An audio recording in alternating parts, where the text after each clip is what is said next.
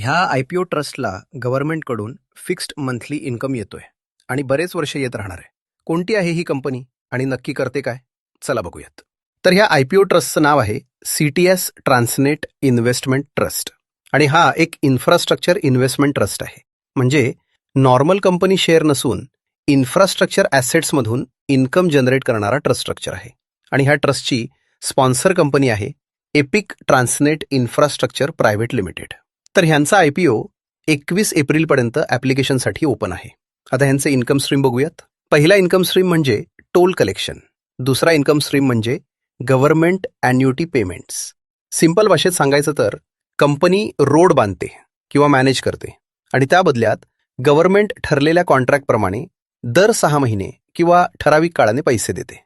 म्हणजे ट्रॅफिक कमी असो किंवा जास्त, टोलवर डिपेंड न होता कंपनीला फिक्स्ड इन्कम मिळत राहतो.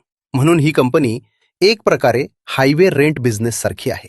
त्यांच्या ऑपरेशनल रेव्हेन्यूपैकी जवळपास 82% रेव्हेन्यू कॉन्ट्रीब्युशन टोलमधून येतं आणि 18% ॲन्युटी रेव्हेन्यूमधून म्हणजे गव्हर्नमेंटच्या फिक्स्ड पेमेंटमधून येतं.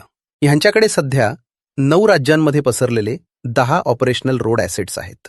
यातील 7 ॲसेट्स टोल बेस्ड आहेत, म्हणजे व्हेकल्सकडून टोल कलेक्शनमधून रेव्हेन्यू येतो. तर 3 ॲसेट्स ॲन्युटी बेस्ड आहेत, म्हणजे गव्हर्नमेंटकडून कॉन्ट्रॅक्टनुसार फिक्स्ड पेमेंट्स मिळतात. या सर्व रोड प्रोजेक्टची एकूण लांबी 3406.7 लेन किलोमीटर आहे. म्हणजे मोठ्या स्केलवर हायवे इन्फ्रास्ट्रक्चर पोर्टफोलिओ आहे.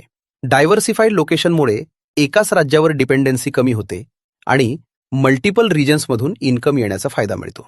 इंडियामध्ये already listed road infrastructure investment ट्रस्टशी कम्पेअर केलं तर IRB इन्व्हेटकडे सुमारे 6750 लेन किलोमीटर ॲसेट्स आहेत.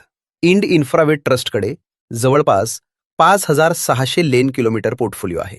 नॅशनल हायवेज इन्फ्रा ट्रस्ट म्हणजे NHAI इन्व्हेटकडे सर्वात मोठं सुमारे 8000 लेन किलोमीटर नेटवर्क आहे. तर CTS ट्रान्सनेट IPOकडे 3406 लेन किलोमीटर ॲसेट्स आहेत. म्हणजे साईजने छोटा असला तरी लिस्टेड पियर्सच्या कॅटेगरीमध्ये नोटिसेबल प्लेयर आहे.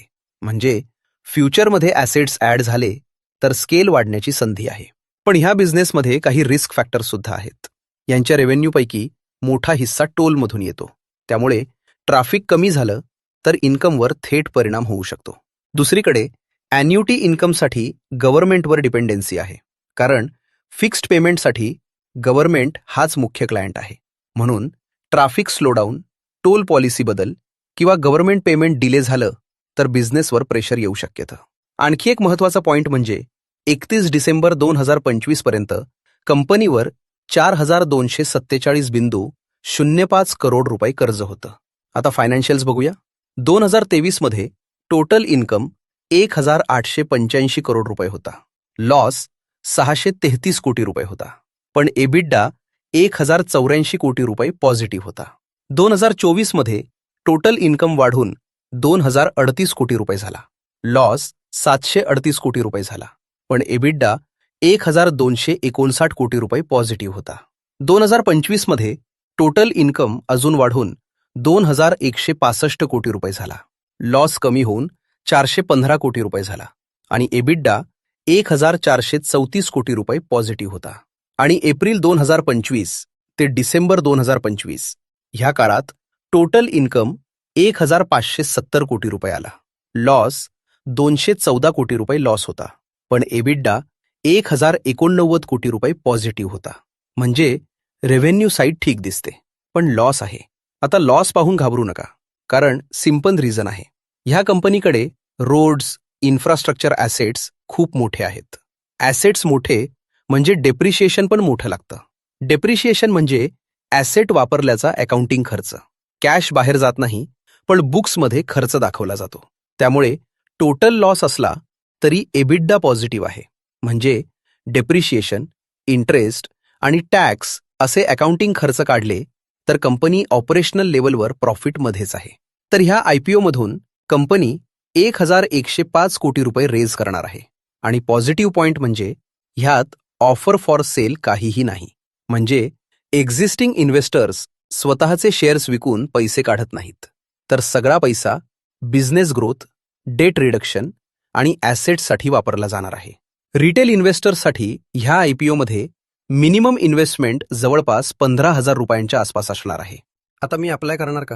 तर नाही, कारण ह्याचा जवळपास 80% रेव्हेन्यू टोलमधून येतो आणि जोपर्यंत टोल रेट्स ॲग्रेसिव्हली वाढत नाहीत तोपर्यंत रेव्हेन्यू ॲग्रेसिव्हली वाढणं कठीण आहे.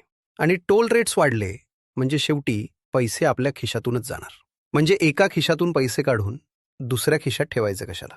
पण लॉंग टर्म स्टेबल यील्ड पाहणाऱ्यांसाठी ठीक असू शकतो. तुम्ही अप्लाय करणार का नाही? आपलं मत कमेंटमध्ये नक्की सांगा. आणि अशाच माहितीपूर्ण व्हिडिओसाठी चॅनल सबस्क्राईब करा. आणि अजून एक, पोर्टफोलिओ मॅनेज कसा करायचा याची अजून चांगल्या प्रकारे माहिती हवी असेल तर आमचे 5 मिनिटाचे व्हिडिओज सुद्धा नक्की बघा.